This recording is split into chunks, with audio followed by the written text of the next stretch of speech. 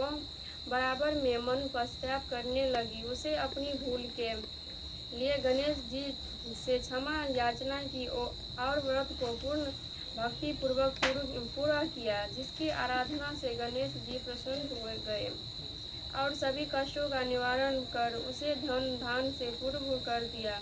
अत्यंत इस व्रत को जो प्राणी विधि पूर्वक संपन्न कर लेता है, उसकी सभी आशाएं पूरी हो जाती हैं।